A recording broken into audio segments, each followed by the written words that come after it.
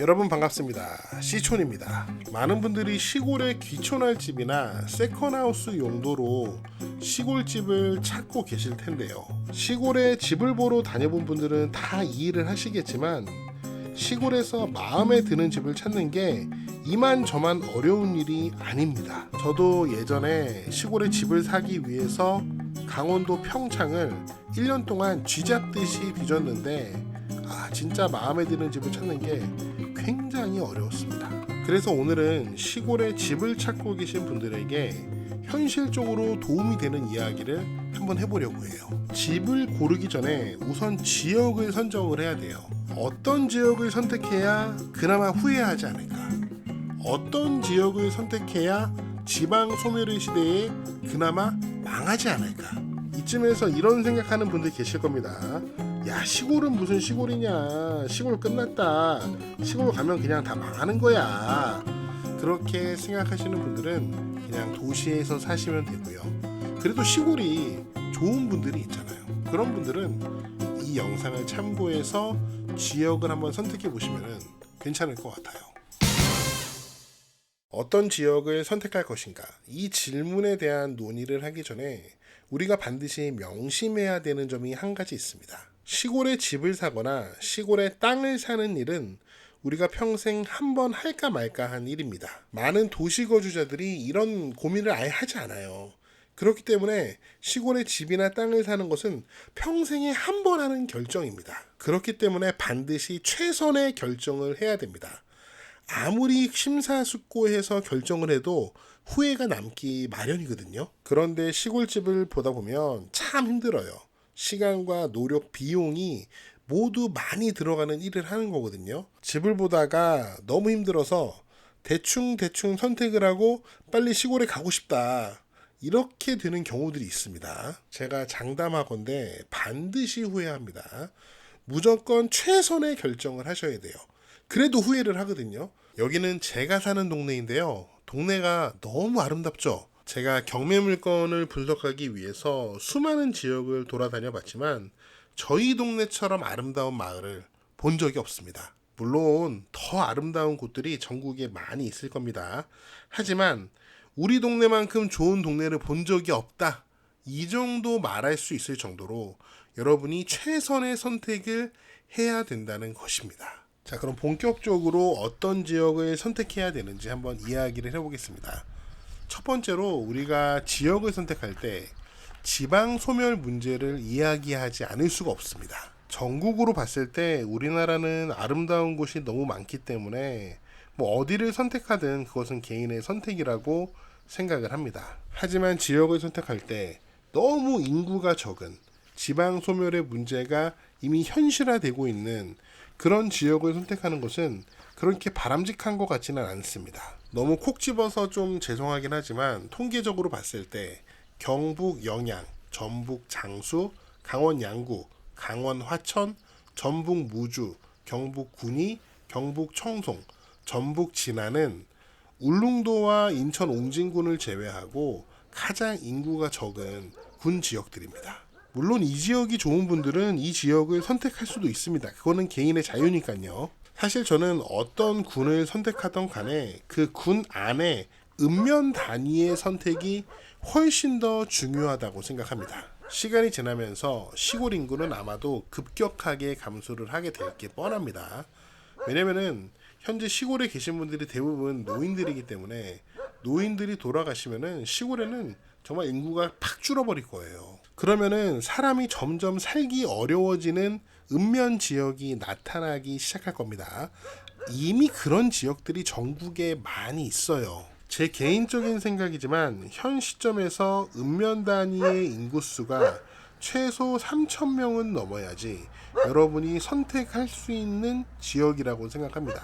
3,000명 이상의 현재 인구가 있는 읍면 지역이라면 5, 60대 여러분들이 귀농귀촌하거나 세컨하우스 해도 죽을 때까지 어느 정도 생활 인프라가 유지될 지역이 아닌가, 저는 그렇게 생각을 합니다. 지금도 읍면 지역의 인구수가 1000명대 혹은 1000명이 안 되는 지역도 많이 있습니다. 그런 지역을 선택하면 어떻게 될까요? 세컨하우스야 큰 문제가 없을 수 있겠지만 실제로 시골에 와서 산다, 생활 인프라가 금방 무너질 거예요. 저는 시골에서 그 지역의 인구 변화의 모습을 가장 잘 보여주는 장소가 두 군데가 있다고 생각하는데, 그 첫 번째가 바로 학교입니다. 지금 현재 제가 걷고 있는 이곳은 폐교된 학교예요. 이렇게 폐교가 있는 마을은 아주 사람들이 없는 마을, 사람들이 다 떠나고 아이들은 한 명도 없는 마을, 그런 동네라고 생각하시면 됩니다. 그래서 이런 폐교가 있는 동네는 선택을 안 하는 것이 좋습니다. 여러분이 선택해도 제가 막을 수는 없지만 분명히 그 동네는 사람이 살기 어려워질 거예요. 아주 빠른 시간 내에. 두 번째로 시골의 인구 변화 모습을 아주 잘 보여주는 게 바로 하나로마트입니다. 시골 읍면 지역에는 하나로마트가 무조건 하나씩 있는데, 아주 인구가 적은 곳은 종종 읍면 지역에 하나로마트가 없는 곳도 있습니다. 그런 데는 아주 빠르게 소멸되는 곳이겠죠. 그리고 종종 인구가 많은 곳에서는 한 읍면 지역에 하나로마트가 2개 있는 데도 있어요. 마음에 드는 동네를 발견하면 그 동네의 하나로마트에 가서 하나로마트의 규모를 한번 확인해 보세요. 지금 사진을 보시는 것처럼 와, 여기 하나로마트 엄청 좋죠. 크고 좋습니다. 이런 곳은 여러분이 사는 동안 웬만하면 생활 인프라가 유지가 될 거예요. 하지만 가끔 하나로마트가 아주 작은 동네들이 있습니다. 그런 동네들은 가까운 미래를 장담할 수가 없어요. 두 번째로 여러분이 고려하셔야 되는 게 바로 교통 인프라입니다. 요즘 시골에 가보면은 도로가 다 너무 좋습니다. 길이 너무 잘 나 있어요. 우리 어렸을 때는 비포장 도로가 엄청 많았는데 요즘 시골에는 그런 길이 없습니다. 만약에 비포장 도로를 지나가는 마을에 있다면은 거기는 진짜 오지인 거예요. 이 교통 인프라는 지방 소멸과 당연히 관련이 있습니다. 시골의 인구 분포를 보면은 고속도로 접근성이 좋은 읍면 단위에 사람들이 모여 사는 것을 확인할 수 있습니다. 고속도로 접근성이 나쁜 곳에는 사람들이 이제 거의 살지 않아요. 여러분이 어떤 지역에 집을 보러 갔는데 경치가 너무 좋고 자연이 너무 좋아요. 그런데 고속도로 톨게이트에서 1시간 거리예요. 그런 데는 오지입니다. 여러분, 그런 데는 제 생각에는 선택하지 않는 것이 좋습니다. 제 생각에는 고속도로에서 최소 한 15분 정도 거리에 있는 읍면 단위 마을을 선택하는 것이 바람직해요. 가끔 어떤 읍면 지역을 보면은 고속도로 톨게이트가 2개나 걸쳐 있는 곳들이 있습니다. 제가 사는 봉평이 그래요. 영동고속도로 면원 IC, 평창 IC 이 2개가 걸쳐 있어요. 얼마나 좋습니까? 이런 동네를 선택하는 게 장기적으로 나아요. 고속도로는 물론이고 만약에 철도 접근성까지 좋다면 그런 지역은 정말 선택하셔도 괜찮습니다. 운전하고 가고 싶을 때는 운전해서 가고, 운전하기 싫을 때는 기차 타고 가고, 이런 지역이 괜찮은 지역이에요. 자, 그럼 여러분이 괜찮은 읍면 지역을 선택을 했다면 이번에는 읍면 안으로 들어가서 더 작은 단위의 마을을 어떻게 선택해야 되는지 한번 이야기해 보도록 하겠습니다. 첫 번째 조건은 남양 땅입니다. 남양 땅을 골라야 해요. 우리나라는 북반구에 있기 때문에 해가 동쪽에서 뜨고 서쪽으로 집니다. 여름에는 남중고도가 높고 겨울에는 남중고도가 낮습니다. 물론 남부 지역이 중부 지역보다 남중고도가 높아요. 그리고 우리나라는 계절풍 기후이기 때문에 여름에는 따뜻한 남동풍이 불고 겨울에는 차가운 북서풍이 불어옵니다. 이런 환경 조건 때문에 예로부터 우리 민족은 배산임수 남양 땅을 선호했어요. 그런데 문제는 우리나라가 워낙 살이 많아서 좋은 남양 땅이 많지가 않습니다. 시골에 가서 굉장히 좋은 남양 땅을 보면은 아주 오래된 농가주택들이 많아요. 왜냐면은 좋은 땅에 옛날부터 사람들이 쭉 살아왔으니까요. 하지만 그런 동네에 들어가서 사는 거는 쉽지 않죠.